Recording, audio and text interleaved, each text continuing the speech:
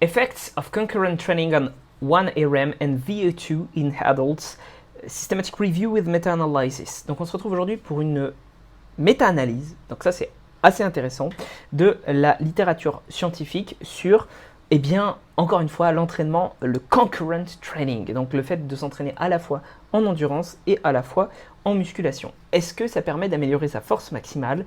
Et donc là on parle vraiment de force, hein, on ne parle pas d'hypertrophie, et son VO2 max, qui n'est pas souvent abordé mine de rien, parce que souvent on dit juste est-ce que ça permet d'améliorer, de faire du concurrent training, est-ce que ça permet d'améliorer son hypertrophie et sa force? Là on le fait aussi du point de vue de l'endurance. Et voici ce qu'on trouve de façon générale. De façon globale, il n'y a pas trop l'impression que y ait d'interférence dans un sens ou dans l'autre. Donc à la fois au niveau du VO2 max comme au niveau de la force, il n'y a pas trop de différence. Maintenant, il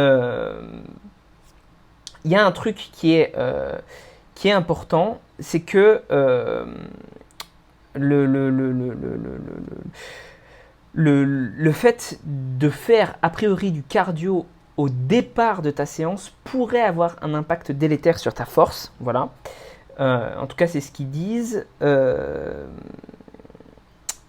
sur évidemment les muscles que tu vas cibler derrière, ce qui semble plus ou moins logique. Alors encore une fois, on parle sur la force, pas sur l'hypertrophie. Hein.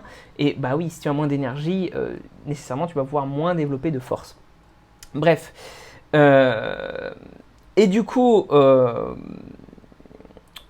dans l'ensemble, ça semble voilà, important de noter ça. Et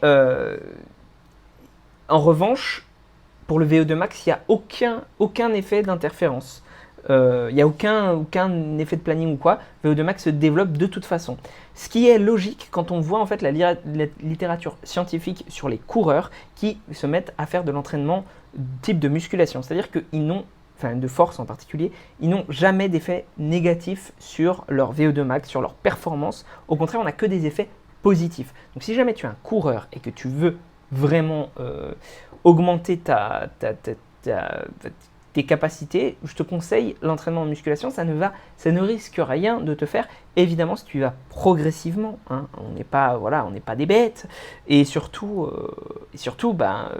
au-delà de ne pas être des bêtes, on doit préparer nos tissus à ce nouveau type de contraintes qui vont pouvoir te permettre derrière, comme tu as un nouveau type de contraintes, en règle générale, de te préserver de certaines blessures en course à pied. Voilà, sur ce, prends soin de toi et on se retrouve pour une prochaine vidéo.